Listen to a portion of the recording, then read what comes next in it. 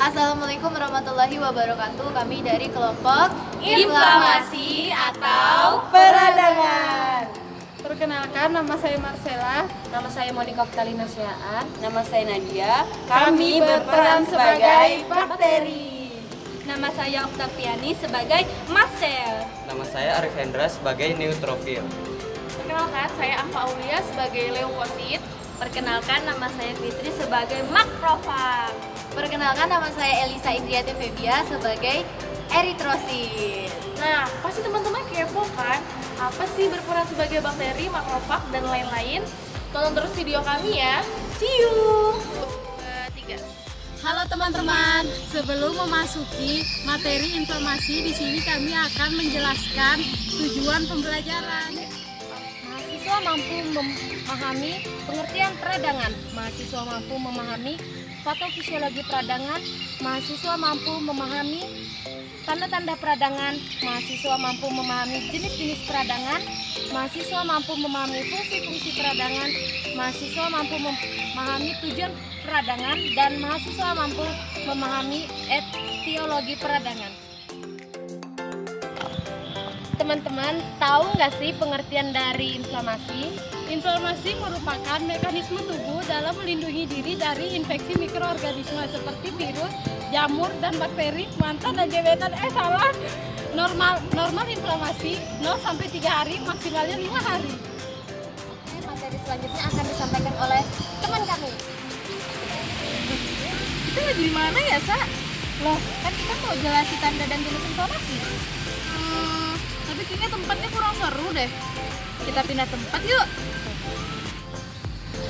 Kayaknya keren di sini, Pak. Teman-teman tahu nggak tanda-tanda dan jenis dari inflamasi itu apa? Jadi teman-teman, terdapat beberapa tanda dari inflamasi. Yang pertama ada rubor atau kemerahan, yang kedua ada kalor atau rasa panas, yang ketiga ada dolor atau rasa sakit, yang keempat ada tumor atau bengkak, yang kelima ada fungsi ulesa atau penurunan fungsi. Kalau rubor itu apa sih, Pak? Jadi rubor adalah tanda kemerahan yang bisa kita lihat di daerah inflamasi.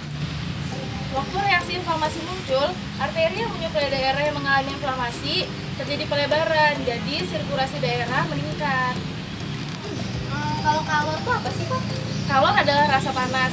Kalor dan rubor terjadi secara bersamaan, Sa. Jadi, kalor terjadi karena darah yang memiliki suhu 37 derajat menyuplai darah ke daerah yang mengalami inflamasi lebih banyak dibanding daerah yang normal. Dolor itu apa sih, Pak? Jadi, Sa, dolor adalah rasa sakit yang terjadi karena adanya rangsangan dari saraf. Dan pembekakan jaringan yang mengalami inflamasi mengakibatkan peningkatan tekanan yang bisa menyebabkan rasa sakit. Kalau tumor itu apa, Pak? Tumor adalah pembekakan. Tumor terjadi karena suplai cairan dan sel-sel dari sirkulasi darah ke jaringan interstitial. Penumpukan cairan dan sel di daerah yang mengalami inflamasi disebut eksudat. Kemudian yang terakhir itu apa, Pak? Yang terakhir adalah fungsi ulesa atau penurunan fungsi. Contohnya, saat kaki terjadi infeksi atau luka, maka bisa menyebabkan kaki menjadi sulit berjalan atau bahkan nggak bisa berjalan loh. Jadi nggak bisa ngalmingan deh. Kemudian selanjutnya ada jenis-jenis dari inflamasi. Jenis-jenis inflamasi itu dibedakan menjadi 2 jenis, yaitu jenis inflamasi akut dan kronis. Tahu nggak sih apa perbedaannya akut dan kronis?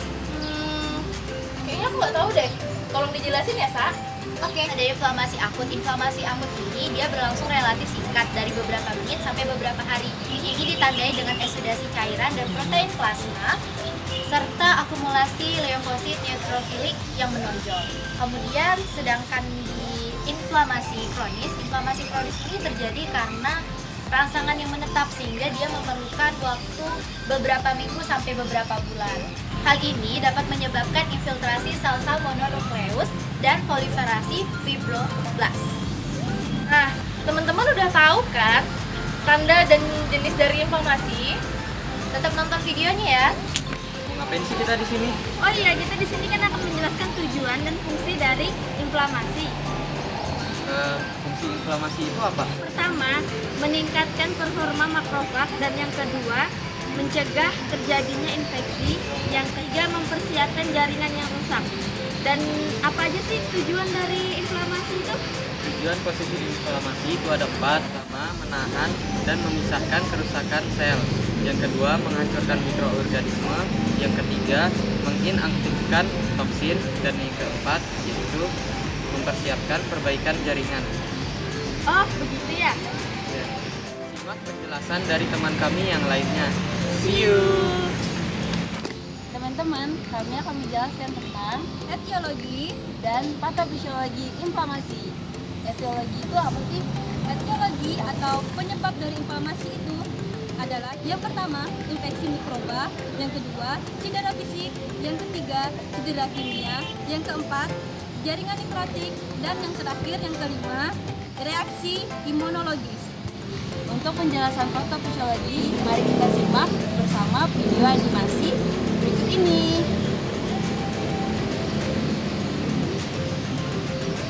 Kita semua pasti pernah mengalami yang namanya luka. Tapi, apa kalian penasaran bagaimana luka bisa sembuh dengan cepat? Anggap saja kalian mengatur beberapa kertas dan ups, tiba-tiba tangan kalian tersayat. Bagaimana tubuh kita mengatasi begitu banyaknya bakteri di sekitar kita yang bisa saja masuk ke dalam luka tersebut? Anggaplah suatu bakteri masuk ke tubuh kita melalui luka. Makrofag yang sudah siap akan mulai menelan bakteri dan berusaha menyerang. Secara langsung, sekelompok sel yang bernama mast cell atau sel mast yang mirip dengan basofil mengeluarkan zat kimia yang bernama histamin. Zat ini memicu dilatasi pembuluh darah di area tersebut sehingga jumlah darah yang menuju area tersebut akan meningkat, yang berarti jumlah sel darah putih yang datang ke lokasi itu akan meningkat. Histamin mempunyai efek meningkatkan permeabilitas kapiler, yang berarti kapiler tersebut akan melebar dan sel darah putih lainnya dapat keluar dari pembuluh dengan lebih mudah, membantu teman seperjuangan yang sudah bertarung terlebih dahulu.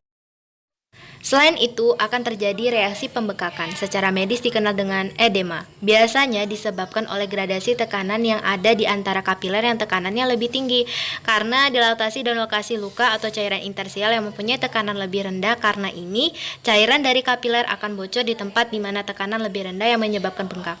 Lihat, sel-sel yang dibutuhkan siap untuk bertarung. Untuk di barisan pertama berisi neutrofil yang membantu untuk membunuh lawan. Sel lainnya termasuk monosit yang berubah menjadi makrofag dalam 8-12 jam. Neutrofil dan monosit akan membantu menghalangi infeksi dan bahkan jumlah neutrofil menjadi 5 kali lipat dari jumlah normal dalam beberapa jam. Sekarang sel-sel yang bertaruh telah mencapai lokasi luka. Sel bertanggung jawab menutupi luka pun akan mulai bekerja. Ini termasuk faktor umum. Pada dasarnya, area luka yang didatangi bakteri dibersihkan sel darah putih yang harus dilakukan. Sisanya adalah regenerasi kulit dengan memperbaiki jaringan yang terluka. Terlihat sederhana dari luar, namun terlihat kompleks bukan? Bagaimana menurut kalian? Terima kasih telah menyaksikan video dari kelompok kami. Semoga bermanfaat. See you! Bye-bye.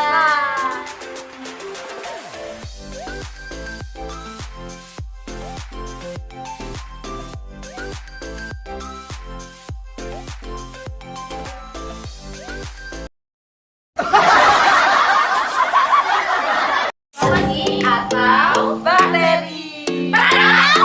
Oh, no, no, no, no. Kami kenapa ini?